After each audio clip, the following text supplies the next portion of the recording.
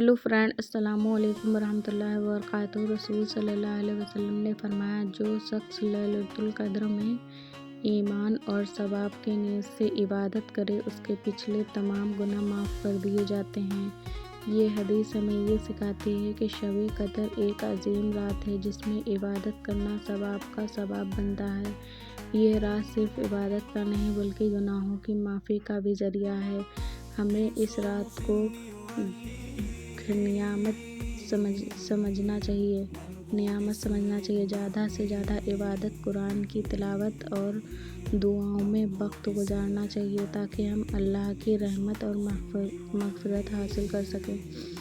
نبی کریم صلی اللہ علیہ وسلم کی وفات کے بعد پہلا فتنہ۔ نبی کریم صلی اللہ علیہ وسلم کی وفات کے بعد صحابہ غم اور جذبات سے باہر گئے۔ حضرت عمر رضی اللہ عنہ نے غم کے مارے کہا کہ جو بولے گا کہ نبی حضرت صلی اللہ علیہ وسلم کی وفات پہ گیا، اس کا سر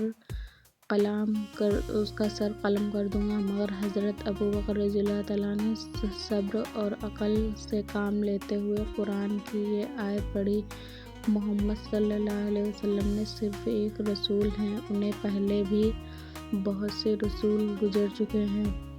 یہ سنتے ہی حضرت عمر رضی اللہ تعالیٰ کے قدم ڈگمگانے لگے اور حقیقت سب پر آ کر ہو گئی۔ مگر دوسری طرف ایک اور فتنہ کھڑا ہو گیا تھا۔ عرب کے کچھ قبیلوں نے علم چھوڑنے کا ارادہ کیا اور زکوٰۃ دینے سے انکار کر دیا۔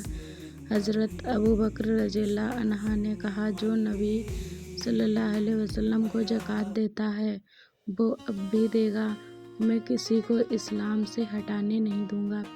یہ پہلا فتنہ تھا جو نبی صلی اللہ علیہ وسلم کی وفات کے بعد کھڑا ہوا، مگر حضرت ابوبکر رضی اللہ عنہ نے اپنی مضبوط قیادت سے اس سے دعویٰ دیا۔ اسلام کی ایک نئی طاقت ملی۔ سورہ القدر۔ لیلۃ القدر کی عظمت آپ لوگ سمجھ سکتے ہیں۔ مکی سورہ۔ یہ سورہ لیلۃ القدر کی فضیلت بیان کرتی ہے جو رمضان کی ایک عظیم رات ہے۔ اِنَّا أَنزَلْنَاهُ فِي لَيْلَةِ الْقَدْرِ قرآن کی شب قدر میں نازل ہوا۔ وَمَا أَدْرَاكَ مَا لَيْلَةُ الْقَدْرِ تمہیں کیا معلوم لیلۃ القدر کیا ہے؟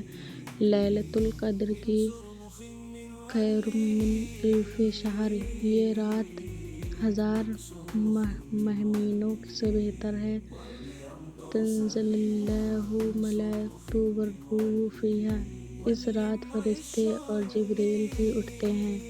بِإِذْنِ رَبِّہِم مِّن کُلِّ امر، ہر فیصلے کے ساتھ اللہ کے حکم سے۔ سلام ہی حتی الفجر، یہ رات فجر تک رحمت اور سلامتی والی ہوتی ہے۔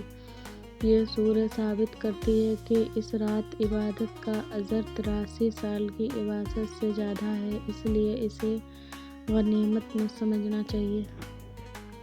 رمضان کا آخری عشرہ۔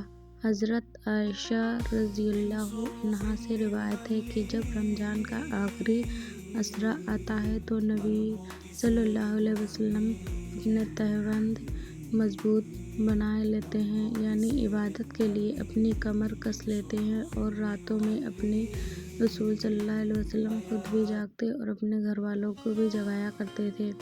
حضرت ابو ہریرہ رضی اللہ عنہ سے روایت ہے، رسول اللہ صلی اللہ علیہ وسلم نے فرمایا، جو کوئی شب قدر میں ایمان کے ساتھ اور ثواب کی نیت سے عبادت کے لیے کھڑا ہو تو اس کے تمام پچھلے گناہ بخش دیے جائیں گے، اور جس نے رمضان میں ایمان اور ثواب کی نیت کے ساتھ روزے رکھے اس کے پچھلے تمام گناہ معاف کر دیے جائیں گے۔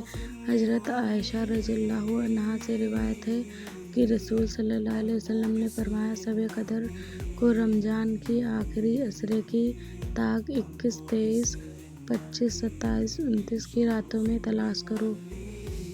حضرت عائشہ رضی اللہ عنہا سے روایت ہے کہ میں نے رسول اکرم صلی اللہ علیہ وسلم سے پوچھا، اللہ کے رسول، اگر مجھے شب قدر کا پتہ چل جائے گا تو میں اس رات میں کیا دوں گا؟ مانوں گا۔ حضور اکرم صلی اللہ علیہ وسلم نے یہ دعا بتائی، اللہم انی اعوذ بک تذہب ضعفی اللہ۔